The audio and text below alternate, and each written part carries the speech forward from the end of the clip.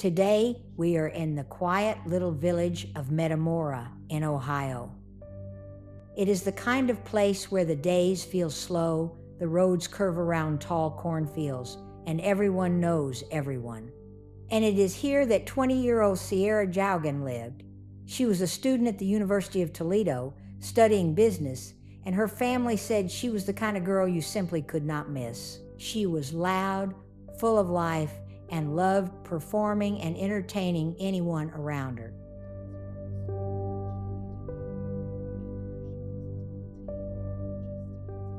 Hi, sweet ones. My name is Grandma Kitty, and before we dive in, take a second to subscribe if cases like this intrigue you.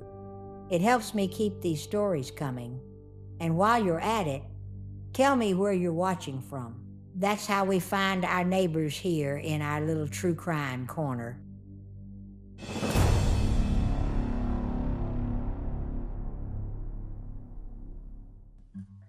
Sierah was the oldest of 5 children, with 2 brothers and 2 sisters behind her. She was especially close to her mother, Sheila. Sheila said there was never a single quiet or boring moment with her daughter. Sierah was always laughing, joking, and even making fun of herself just to make everybody else smile. She never took anything too seriously. Friends said that even as a teenager, she would do things like walk around school wearing a cheerleader outfit, even though she was not on the team, just because she loved making people laugh. It was back in high school, when she was only 13, that she first met Josh Kosinski. It was young love, the kind that usually fades, but not for them. Fast forward 7 years later, and they were still together and still very much in love.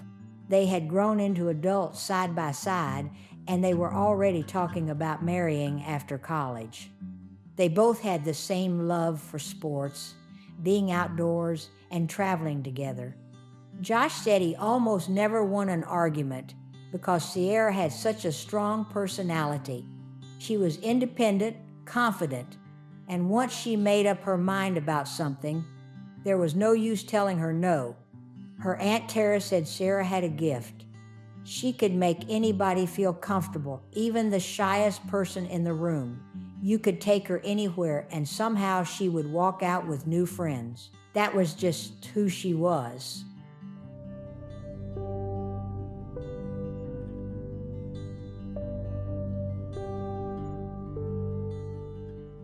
Then came the 19th of July in the year 2016.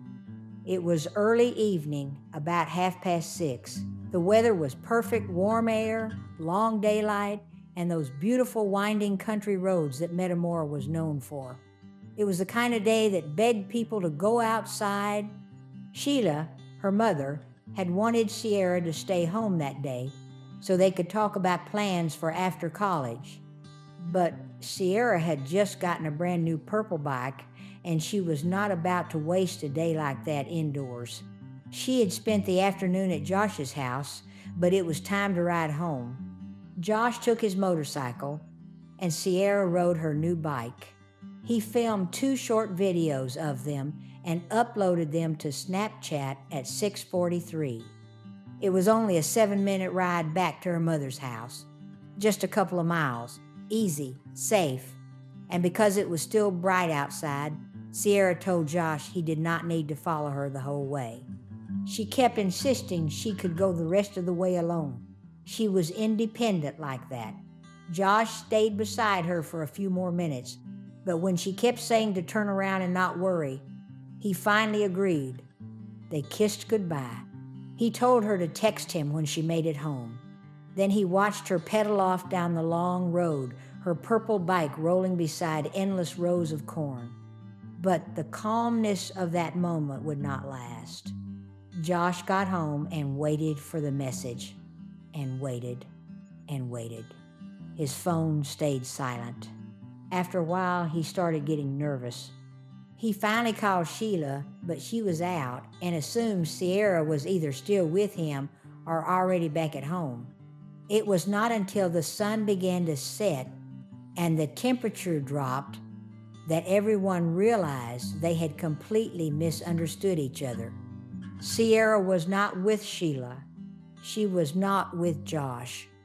And her phone was going straight to voicemail. The panic hit quickly. Sierra had been wearing shorts, a bright neon tank top, her Fitbit, and riding a very noticeable purple bike. But now it was completely dark outside, and she had been traveling a route lined with miles and miles of tall cornfields.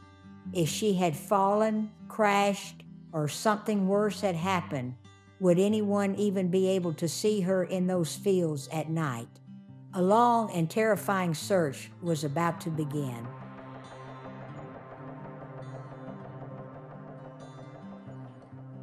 After about an hour of driving around and calling Sierra's name over and over, everyone knew this was no longer a simple misunderstanding. They needed real help. This area was huge, wide open, and almost impossible to search without serious backup. They needed helicopters, they needed dogs, they needed everything. At 11 that night, her family filed a missing person report. By 3 in the morning, the quiet fields of Metamora were filled with flashlights sweeping across endless rows of corn. The land looked the same in every direction, just miles and miles of darkness. It felt hopeless. But then one of the flashlights caught something, bouncing light back like a tiny spark in the night. There on the ground, not far from the road, was Sierra's bike. And around it things got even stranger. They found items that did not belong to her at all. 2 pairs of sunglasses, a screwdriver, and a small fuse box. There were also tire tracks that looked like they came from a motorcycle. Closer to the corn rows, they saw broken stalks and splashes of blood on some of them. In that moment, it became clear. Something violent had happened here. Something sudden. Something that forced Sierra off the road. She had been less than 500 feet from her home. Police immediately sealed off the area, blocking every way in and out. Even the FBI was called in. One of the agents later said the whole scene made the hair on the back of his neck stand straight up. The moment he stepped onto the site, he knew this was an abduction. Since Josh had been with her last, and because they found motorcycle tracks, he was the first person detectives spoke to. But it took only minutes to clear him. He had proof he was at home. He was shaking with guilt and fear. He kept repeating that he should have stayed with her. He should not have turned back. With nothing else to cling to, detectives turned to her phone and Fitbit data, hoping to find a clue. But there was almost nothing. One tiny phone ping showed the device somewhere a few miles away from the bike. They searched the area, but it looked empty and quiet. As the hours dragged on, detectives started considering something far more terrifying: sex trafficking. This region outside of Metamora had a history of young women disappearing, only to be found months later in places as far away as Las Vegas, thousands of miles from home. This area had no cameras, no witnesses, just lonely country roads.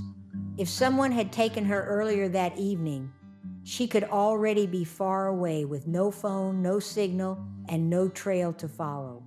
Her family watched as police tape went up and swallowed the road. Officers would not tell them exactly what they had found near the bike. They were keeping everything quiet. All the family could do was keep calling everyone they could think of, friends, classmates, the local hospital, begging for someone to answer, praying that it would all turn out to be something simple, something fixable. Maybe her phone had died. Maybe she was safe somewhere. But then police received a call from a local man who had been out driving with his son on the night Sierra vanished. He said he had spotted a black motorcycle helmet lying in the road. He thought nothing of it and tossed it into the back of his truck. But now, after seeing the news, he wondered, could it be connected? Police took a closer look, and their stomachs dropped. There was blood on the helmet, It was sent for testing immediately.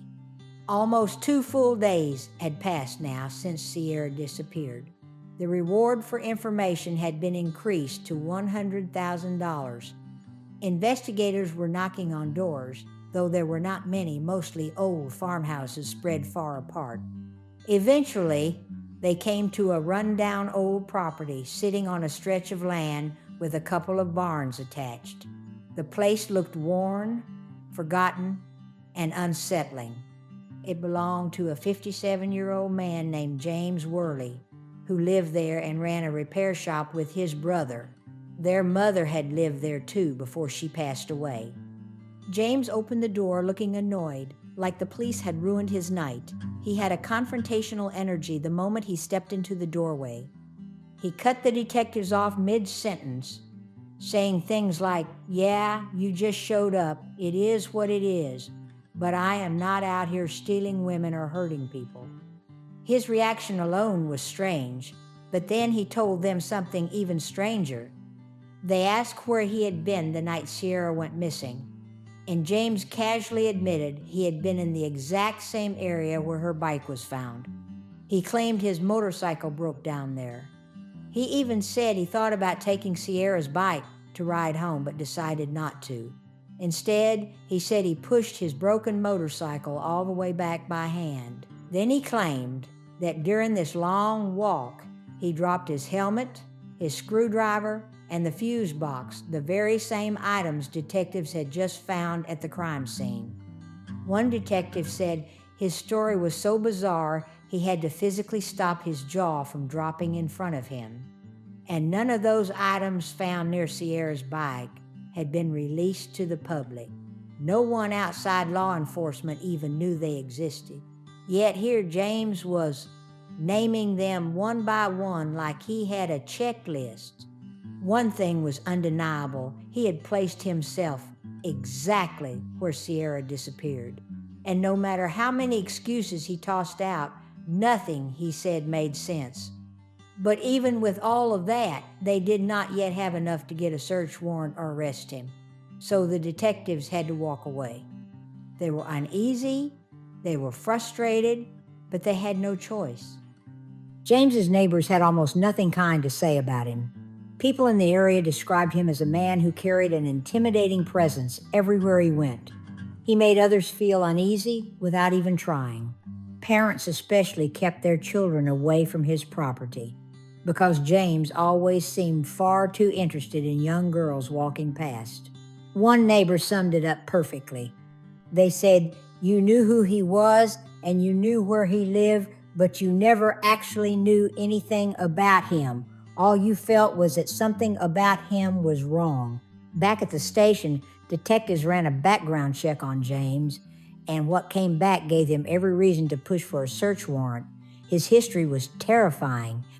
He had been released from prison in the early 1990s for abducting a cyclist named Robin Gare. Back then, he used his truck to force her off the road, roughly 20 miles from where Sierra had disappeared.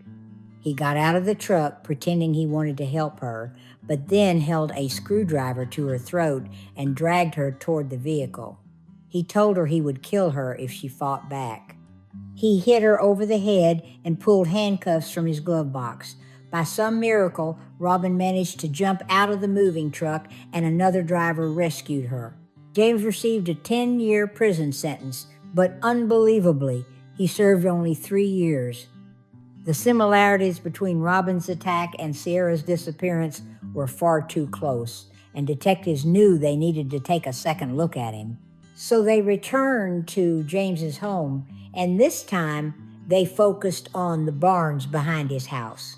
In the barn that sat furthest from the home, they found a green crate on the ground hidden under stacks of hay bales. Inside that crate were bags and bags of women's clothing and underwear. He had labeled them. Some pieces even had blood on them. As detectives opened the crate, James began panicking. He kept saying it was too hot inside and everyone needed to step outside for fresh air, but the officers ignored him. They kept looking. The walls of the barn had dried bloodstains. Scattered around were handcuffs, zip ties, duct tape. lengths of rope, multiple weapons, and masks. More of the same would later be found in his truck. Cameras had also been hidden around the barn. In one corner sat a mattress stained with blood. Leaned against a wall was a large piece of plywood. When they pulled it back, it revealed a square hole in the ground. The hole was actually an old freezer that had been buried beneath the floor. Inside, the freezer was lined with blood-stained carpet, and a strong chemical smell came out the moment the lid opened. It was clear what this place was. This was a torture chamber, a hidden room built for holding people. When officers asked James to explain, he tried. He first claimed the underwear and clothing must have been left behind by an ex-girlfriend. Then he tried a different story. He said he was setting up a production company to film adult movies and that the barn was his set. As one officer stared at him in disbelief, James blurted out that he had been around the block and would never leave evidence lying around. Not one part of what he said matched the scene around them. By then, detectives had more than enough. They put him in handcuffs and arrested him on suspicion of abducting Sierra. Inside the main house, they found something even more disturbing. It was a letter he had written to his court-appointed therapist. In the letter, he talked about learning from each of his past abductions. He wrote that the next person he kidnapped would be buried a few miles from his home. Just a few days after the search for Sierra began, drones flying over the area picked up a small mound of dirt in one of the cornfields. It looked like a freshly dug hole that someone had tried to cover. Cadaver dogs reacted immediately. Everyone on the scene knew what that meant. The search was coming to a tragic end.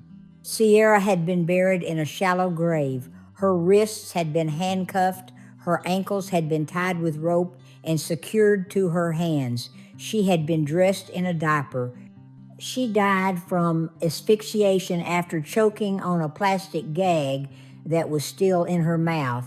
It had been forced in with such violence that it broke one of her teeth. The medical examiner said there was no clear sign of sexual assault, but the level of cruelty and humiliation she endured was beyond heartbreaking. Investigators stepped outside to compose themselves when the phone rang. It was late that night. Sheila said everyone in the room took a breath as Sierra's father picked up the phone. The silence that swallowed the room afterward was unbearable. Sheila later described it as a deep, dark hole where no one moved and no one spoke, because nothing needed to be said. Sierra had vanished on a Tuesday evening during a simple bike ride. Now, by Friday night, the sheriff confirmed that they had found a young woman's body near County Road 7. They were waiting on fingerprints or DNA for final confirmation, but everyone already knew it was Sierra. Local, state, and federal investigators searched the grounds near James's barn. He remained the only suspect. The forensics coming in made that even clearer. The mattress in his barn, the rope, the duct tape, and the motorcycle helmet were all covered in a mix of Sierra's DNA and his own. His recent internet searches were horrifying. He had been searching terms like hitchhiker, helpless, gag, rape, and hogtied. James Worley was charged with 19 counts, including murder, abduction, tampering with evidence, and abuse of a corpse. He pleaded not guilty to everything. Investigators believe they understood what had happened. Based on his phone data, he had been in the exact spot where Sierra and Josh separated. They believed he followed her for a while, then pulled over, hit her with his helmet, and dragged her into the cornfield while possibly threatening her with that same screwdriver he used on Robin decades before. After tying her up, he called his brother for a ride, pretending something was wrong with his motorbike. His brother dropped him off at home. Then James took his van back alone, retrieved Sierra from the field, and brought her to the barn. No one knows exactly what happened next, and honestly, no one wants to imagine it. After nearly a year and a half of hearings, the trial finally approached. It began on January 16th. Sierra's family pushed for the death penalty, and based on the evidence, prosecutors agreed this would be a devastating and powerful trial. The defense tried to argue that another person may have been involved since a small amount of unknown DNA was found under Sierra's fingernails. They claimed that meant James might not be the killer. But investigators countered that the DNA inside his barn, the torture chamber, told a very different story. His past, the attack on Robin, and everything found on his property spoke louder than anything the defense could say. They called many people to the stand. Sheila spoke, Josh spoke, and Robin, the woman who had survived James's attack back in the early 1990s, also stood before the jury. James's team, on the other hand, called only 2 people to defend him. Robin's testimony was terrifying. She did not want her face shown, but she described every moment of what happened to her on that 4th of July so many years ago. She said James told her, "Get in the truck, I am going to kill you." She said she did not fight, but she struggled to get away and begged him to let her go. Hearing her voice tremble through those words sent chills through the courtroom. Members of the Fulton County Sheriff's Office and investigators from the Bureau of Criminal Investigation testified next. They described the cornfield where Sierra had been taken. They showed the jury the blood-stained evidence they had collected, including her sock and her bicycle. When they displayed images of how Sierra was found in her grave, one of the investigators from the Bureau of Criminal Investigation broke down in tears. He said, "She has straw in her hair. She is wearing a light-colored bra. She has handcuffs, and she is lying in a shallow hole." All of this evidence, along with a long list of disturbing adult videos from James's computer, was shown to the jury. Still, the defense tried to paint a different picture.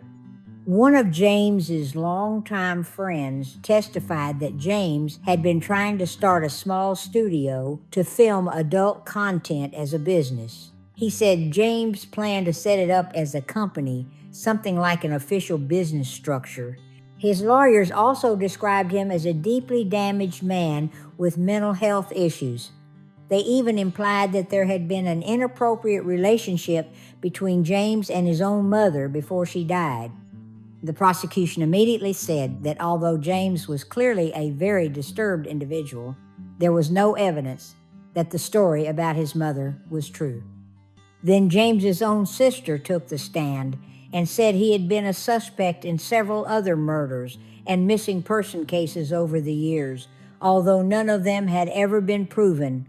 One of those cases involved 14-year-old Lori Ann Hill from the 1980s, a case that had gone cold. Another involved Claudia Tinsley, a woman James admitted to riding in a car with on the night she vanished. After 6 long hours, the jury finally reached a decision. The foreperson read the verdict out loud. The jury unanimously agreed that the violent and aggravating circumstances committed by the defendant outweighed any and all mitigating factors. They unanimously found that James should be sentenced to death. The judge then addressed the court, saying he needed to poll the jurors. James Worley had been found guilty of murder and 17 of the 19 charges. The jury recommended the death penalty. James's lawyers had been hoping the court would choose life in prison instead, so they called a criminal psychologist who said the attack was motivated by sexual sadism tied to a fetish disorder. The psychologist diagnosed him with sexual paraphilia disorder. Then came the sentencing hearing, and James completely unraveled. He spoke for almost 40 minutes. He insisted he was innocent and claimed the entire thing was a setup. He rambled, contradicting himself, and at one point said, "Do not ask me why she was not assaulted. She was a beautiful girl, but she was not." That sentence made Sierra's family get up and leave. They had heard enough. The judge then read the court's final ruling. He said the aggravated murder of Sierra outweighed any mitigating factors beyond a reasonable doubt. He accepted the jury's recommendation. He ordered that James D. Worley be sentenced to death for the aggravated murder of Sierra.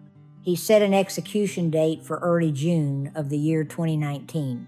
Before ending the hearing, the judge made one final comment. He told James that if he believed there was even the smallest chance the man was innocent, he would have given him life instead of death.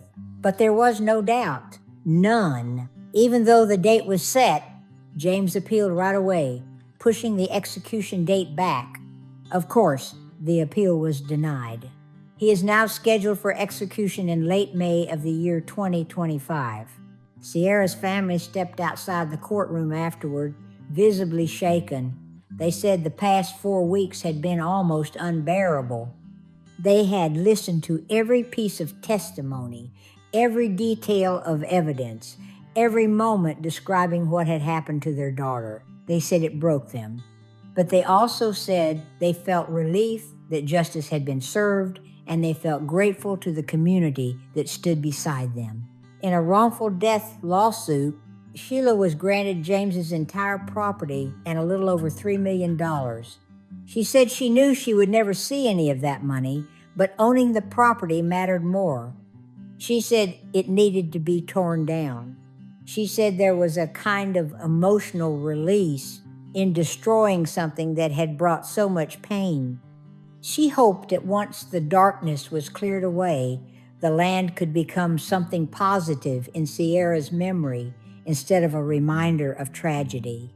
Police continued searching the area around the property, hoping to find evidence that might connect James to other victims. In December of 2018, Sierra's law passed unanimously. It created a public database that let both law enforcement and the community know where violent offenders lived. It also allowed investigators to interview possible suspects within the first day or two after a missing person report was filed.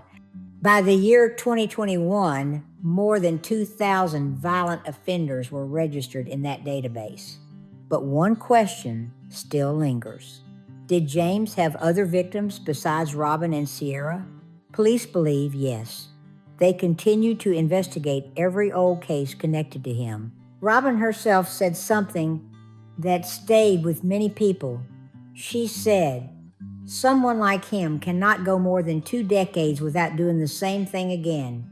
You do not just do that, stop, and then do it again." She said she knew his strength and his anger. Authorities said the same thing. The property alone showed that the place had been designed to abduct and harm more than one victim. Even with changes to the law, Sierra's hometown continues to honor her life year after year. Her school placed a memorial plaque and planted a tree for her. The school now offers a scholarship in her name. Her family created a nonprofit that teaches self-defense and safety.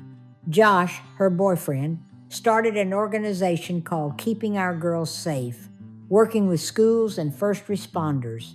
Each year, the community holds a 5-kilometer race called Joughin for Sierra, and hundreds of riders gather for the Sierra Joughin Memorial Motorcycle Ride. The thought of what Sierra went through in her last moments is enough to make any person sick and heartbroken.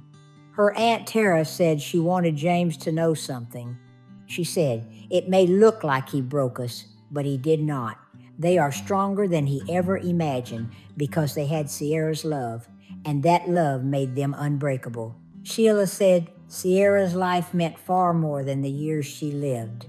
She inspired people she never even met. Sheila said she can only imagine what Sierra would have achieved if she were still alive. But even in death, she is moving mountains. And as the story ends, the community continues to fight for change. Her name pushes people to protect others. Her memory brings people together. And Sierra's light, even now, refuses to fade.